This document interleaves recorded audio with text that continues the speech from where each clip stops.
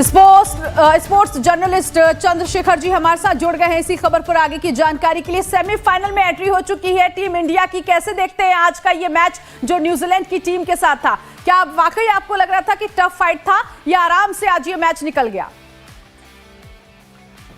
Match तो tough था, match आसान नहीं था। न्यूजीलैंड बाद में अच्छी बैटिंग नहीं कर पाई और चेज नहीं कर पाए। अदरवाइज अगर आप इंडिया की बैटिंग देखिए, जिस तरह से मुश्किल से रन बने, तो आसान कुछ नहीं था। पहले टॉस हारना, उसके बाद न्यूजीलैंड का कंट्रोल पूरा बॉलर्स का होना, और जिस तरह से इंडिया को बिलो 250 उन्होंने आउट कर दिया था, तो उस लिहाज से तो मैच टफ था। लेकिन अनफॉर्चुनेटली न्यूजीलैंड वो चेज नहीं कर पाया। न्यूजीलैंड मुझे लगा कि थोड़ा कॉम्प्लेसेंट भी थे, उनको मालूम था कि हम तो आगे खेल ही रहे हैं। और मेरा हमेशा ये भी मानना है कि एक जो कहते हैं ना कि लॉ ऑफ एवरेजेस वाला जो चीज है, आप लगातार जीतते हैं, उस जीत को रोकने के लिए भी कई बार कई टीम में कई बार इजी लेती है इस तरह के ग्रुप मैचेस को, जहां से वो क्वालिफाई कर चुके हैं, सो दैट कि वो जो विनिंग कर्स होता है उन पे वो ना लगे, पहले ही एक मैच हार जाए और उसके बाद अच्छा खेलिए। तो न्यूजीलैंड कहीं ना कहीं कॉम्प्लेसेंट भी दिखी वाइल चेजिंग। ठीक है, और न्यूज रूम से इस वक्त संजय मेरे सहयोगी और ओम भी मौजूद हैं। संजय, ओम, मैं आपके पास आना चाहूंगी क्योंकि जब हम बात कर रहे थे टीम इंडिया की कि लगभग 270-280 रन बनाएगी टीम इंडिया, लेकिन 249 रन बनाए यहाँ पर और 250 का टारगेट रखा। कहाँ कमी रह गई न्यूजीलैंड की टीम को जो यहाँ पर ये 44 रनों से हार मिली है टीम को? देखिए, कमी नहीं, मुझे लगता है कि हमारे पास एक ऐसा प्लेयर है जिसको समझना दुनिया के लिए बहुत मुश्किल है, वो है वरुण चक्रवर्ती। इस पूरे गेम में अगर किसी ने भारत की वापसी करवाई है, अय्यर ने बहुत शानदार इनिंग खेली। जाहिर सी बात है कि जब हमें रनों की जरूरत थी उन्होंने 79 रन का स्कोर किया और बड़ा योगदान दिया।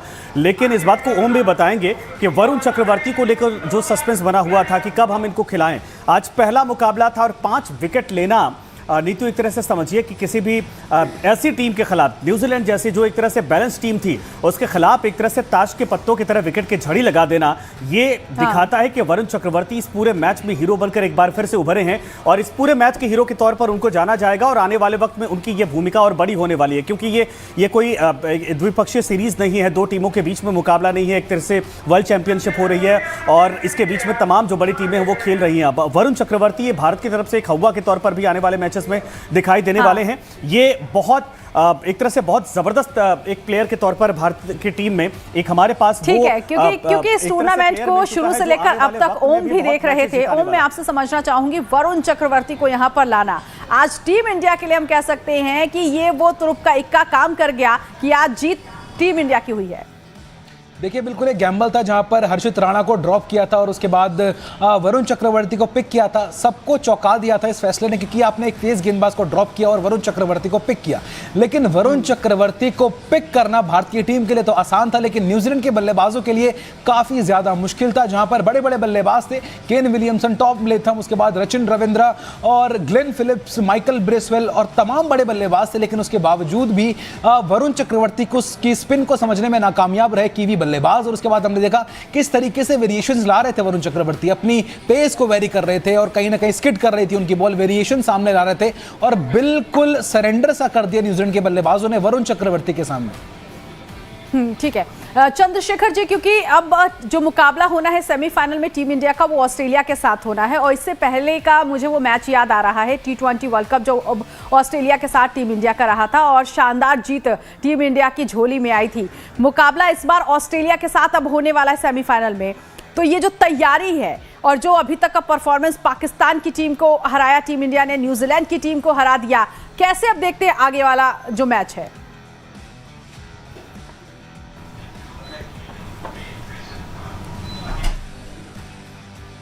अगर कोई इस टूर्नामेंट में आने से पहले भी बात थी कि आपकी जो ऑस्ट्रेलिया की टीम है, टॉप के 4 प्लेयर्स नहीं आ रहे हैं इंक्लूडिंग देयर कैप्टन, तो थोड़ी टीम आसान होगी, उनकी थोड़ी वीक होगी। लेकिन उन्होंने पहले मैच में इंग्लैंड जैसी टीम को, जो मेरे हिसाब से वन ऑफ द फेवरेट्स थी इस टूर्नामेंट की, उनको वन साइडेड हरा करके, जब 40 बॉलें 45 बॉलें पड़ी हुई थी, उन्होंने दिखा दिया कि ये टीम में जो बेंच स्ट्रेंथ है वो भी कहीं अच्छी से अच्छी टीमों को भी धूल चटा सकती है, पहली चीज। और मुझे नहीं लगता कि कोई भी सेमीफाइनल में ऑस्ट्रेलिया को खेलना चाहेगा। आज जो भी हुआ है, जो उस हिसाब से मैं कहूंगा कि जो टफ मैच है अगला, वो इंडिया को खेलना, ना कि न्यूजीलैंड को। तो अगर इंडिया ऑब्वियसली हराता तो बिल्कुल चैंपियन बनने की तरफ चलेगा। लेकिन अगर कहीं ना कहीं जो कहते हैं एक मैच फंस सकता है, कांटे की टक्कर हो सकती है। और मैं बिल्कुल भी इस चीज से, जो मेरे बाकी के दोस्त लोग कह रहे थे आपके, मैं बिल्कुल सहमत नहीं हूँ। वरुण चक्रवर्ती आपके और हमारे लिए तो मिस्ट्री स्पिनर हो सकता है, लेकिन टीम ड्रेसिंग रूम में, टीम थिंक टैंक के लिए नहीं है। मत भूलिए कि वरुण चक्रवर्ती को एज ए स्टॉप गैप खिलाया गया है, थोड़ा एक्सपेरिमेंट करने की वजह से। He is not your top जो 11 चॉइस है उसमें नहीं थे, पहली चीज ये। और दूसरा, वरुण चक्रवर्ती को खिला करके मेरा मानना है कि टीम इंडिया की मुश्किलें ज्यादा बढ़ गई है। उन्होंने आज जिता दिया जो कि इनकॉन्सिक्वेंशियल मैच था, लेकिन ये मत भूलना कि अगला मैच में अगर सेम 11 से आप 4 स्पिनर्स के साथ जा रहे हैं तो इसका मतलब कि विकेट में कुछ एक्स्ट्रा ऑर्डिनरी आपको होना पड़ेगा। अदरवाइज आप नई बॉल जो है वो हार्दिक पांड्या के साथ कर रहे हैं, और हार्दिक पांड्या मुझे कहीं भी नई बॉल के बॉलर नहीं लगते हैं, अनलेस एंड अनटिल कि आप फिर से किसी एक अलग स्पिनर को बाहर बिठाएं जो कि आपकी जो फर्स्ट चॉइस के स्पिनर्स थे वो होंगे। तो मुश्किलें ज्यादा बढ़ी है, कंफ्यूजन ज्यादा बढ़ी है। टीम अच्छा कर रही है, बिल्कुल जब करते हैं आप ऑन द रोल होते हैं तो सब चीजों की तारीफ होती है। लेकिन ये मत भूलिए वरुण कोइंसिडेंस खिलवा दिया गया था, लेकिन सवाल ये है कि आने वाले वक्त में चूंकि वरुण चक्रवर्ती की तरह, इसके पहले आपने देखा कि होगा कि जो हमारे दूसरे गेंदबाज थे जिनको आज बिठाया गया था वो भी इसी तरीके से एंट्री मारा था उन्होंने, और उसके बाद उन्होंने करिश्मा किया था। क्या ये ऑप्शन है कि वरुण चक्रवर्ती को अगले मैच में खिलाकर किसी और स्पिनर को, जैसे रविंद्र जडेजा को बाहर किया जा सकता है, बिठाया जा सकता है? देखिए, प्रॉब्लम ये है कि आपके जो सिलेक्टर्स हैं वो कोई और सोच रहे हैं। उनकी चॉइस में number 1 wicket keeper Rishabh Pant है, second wicket keeper KL Rahul है। उनके हिसाब से, जो मुझे नहीं मालूम स्पिनर्स में उन्होंने कैसी सिलेक्शन की थी, कौन उनके हिसाब से ज्यादा बढ़िया है। लेकिन अगर मैं टीम का थिंक टैंक हूं, अगर मेरी जितना एक्सपीरियंस है, तो आपको वरुण चक्रवर्ती को पहले मैच से खिलाना चाहिए था, फॉर द सिंपल रीजन कि बाकी के तीनों स्पिनर्स आपके लेफ्ट आर्म स्पिनर्स हैं। हाँ, कुलदीप यादव आपका जरूर एक डिफरेंट है, चाइनामैन है, अदरवाइज दोनों स्पिनर्स बराबर के हैं, रविंद्र जडेजा भी, अक्षर पटेल भी। तो सेम तरह के 3 लेफ्ट आर्म स्पिनर खिलाने की जगह वरुण चक्रवर्ती की जो डिफरेंट है, जो राइट आर्म बॉलर है, जो कि ऑफ स्पिन भी करते हैं, लेग भी उनका एक डिफरेंट, ठीक है आप मिस्ट्री कह सकते हैं, तो उनको खिलाना चाहिए था। लेकिन पॉइंट जब वो नहीं खिलाया तो इसका जो कोच है उनके हिसाब से number 1 wicket keeper KL Rahul है, ऋषभ को बाहर बिठाया गया, तो उनके हिसाब से नंबर 1 स्पिनर्स जो है, नंबर 1, 2, 3, उसमें वरुण चक्रवर्ती नहीं है। तो अगर आप विकेट का बिहेवियर देखते हैं, अगर आप विकेट का ओवरऑल जो अगली स्ट्रेटेजी क्या होगी आपकी अगेंस्ट ऑस्ट्रेलिया, अगर वो आप काउंट करोगे 3 स्पिनर्स के साथ जाओगे, तो मैं कहूंगा कि वो अपने आप को तो झुठलाएंगे नहीं, वो पहले से ही जो बेस्ट 3 स्पिनर्स है उसके हिसाब से जाओगे। लेकिन जब आपको 5 विकेट मिल जाते हैं तो ऑब्वियसली आपको ये भी जस्टिफाई करना कि कैसे नहीं खिलाएंगे। तो ये कैच 22 परफॉर्मेंस दे दिया है यहाँ पर वरुण चक्रवर्ती ने, आप जिस तरीके से परफॉर्मेंस यहाँ पर दे दिया वरुण चक्रवर्ती ने, 1, 2 नहीं 5 विकेट निकाले। अब कप्तान के मन में भी एक डिलेमा है कि मैं वरुण चक्रवर्ती को आगे इस बड़े मुकाबले के अंदर खिलाऊं या ना खिलाऊं, या फिर मैं अपने किसी एक स्पिनर को ड्रॉप करूं, क्योंकि आप हर्षित राणा को तो खिलाएंगे अब अगले मुकाबले में, वो आपके एक शमी के तौर पे आप एक लौता तो तेज गेंदबाज नहीं उतार सकते। देखिए, जो आप सोच रहे हैं मुझे भी यही लगता है कि जो दूसरा पेसर खेलना चाहिए। आज के मैच में जो एक्सपेरिमेंट हो सकता था मेरे हिसाब से सबसे बड़ा, वो अर्शदीप को खिलाकर भी हो सकता था। वो आपके नेचुरल इन स्विंगर हैं, ब्रेक थ्रू आपको देखते हैं।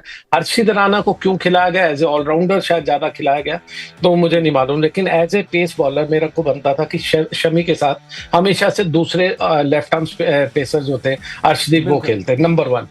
अब आपने कहा कि कप्तान के हिसाब से, मैं कप्तान की ये टीम नहीं मानता। मुझे लगता है ये जो टीम खेल रही है वो गौतम गंभीर की है। गौतम गंभीर ने जो ड्रेसिंग रूम में जिस तरह का जो खबरें निकल के आ रही है, उस हिसाब से उनकी फिलहाल चल रही है जो फुटबॉल में हुआ करता था पहले, कि मैनेजर जो टीमें सेलेक्ट करते हैं, आपने देखा होगा इंग्लिश लीग या स्पेनिश लीग वगैरह में, तो उस तरह का सिचुएशन है इंडिया में बना दिया है। क्रिकेट जो है वो कप्तान की गेम होती है, कप्तान फाइनल 11 खिलाता है। लेकिन यहाँ पर कुछ दिन से मुझे लग रहा है कि गौतम गंभीर ने वो जो हक है वो रोहित शर्मा से छीन लिया। आई होप ये मैच सच ना हो, आई होप कि मैं बिल्कुल गलत साबित हूँ, लेकिन ये सब दिख रहा है। क्योंकि जिस तरह से आज हमने देखा कि विराट कोहली का बल्ला नहीं चल पाया, आखिरी ओवरों में हार्दिक पांड्या को ही हम देख रहे थे ज्यादा रन बनाने की कोशिश थी, लेकिन 249 पे ही जो टीम है वो वहां पर सिमट गई। तो यहाँ पर अगर हम बैट्समैन की बात करें तो आने वाले ऑस्ट्रेलिया के साथ का जो मैच है, इसमें आपको लगता है कि और ज्यादा काम करने की जरूरत है यहाँ पर? क्योंकि आज तो न्यूजीलैंड की टीम के साथ हो और बड़ा स्कोर नहीं था। अगर हम इससे पहले के जो मैचेस देखें न्यूजीलैंड के साथ, तो उसके मुकाबले आज जिस तरह से ये मैच रहा। देखिए, हम एक बहुत ही इमोशनल कंट्री है। हम जो बात करते हैं वो हमेशा एक सेंचुरी हो जाए विराट की, बहुत खुश हो जाते हैं, कहते हैं किंग इज बैक।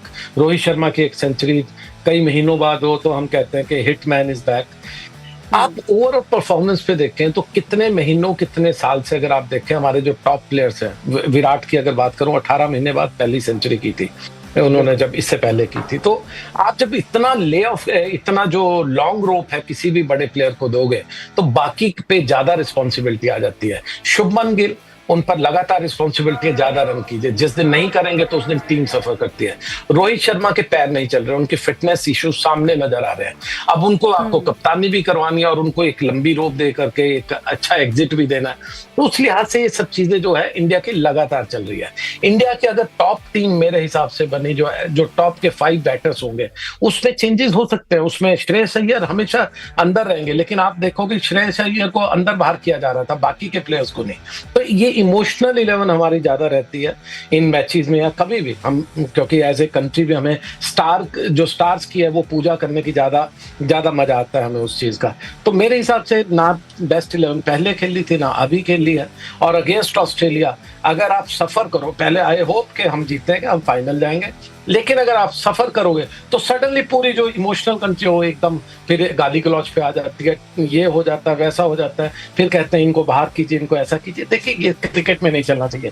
क्रिकेट में आपकी जो बेस्ट परफॉर्मेंस है वो खेलने चाहिए, जो परफॉर्मर्स है आपके पिछले कुछ टाइम के वो खेलने चाहिए, लेकिन फिलहाल वो खेलते हुए मुझे कभी नजर नहीं आए।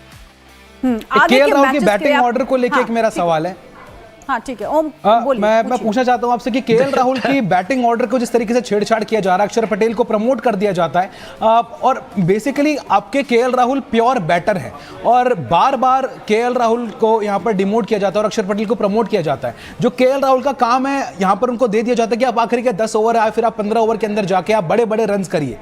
तो कहीं ना कहीं as a main batter KL Rahul को प्रमोट ना करना और जो उनकी आइडल पोजीशन है उनसे छेड़छाड़ करना, तो कितना ठीक है? अगर आपको लेकिन left hand right hand combination भी रखना है तो आपके टॉप 3 तो तीनों आपके राइट हैंडर है, तो ये कितना ठीक लग रहा है आपको? देखिए, पहली बात आपने जो क्वेश्चन किया उसी में आंसर है कि he is your main batter. I completely agree.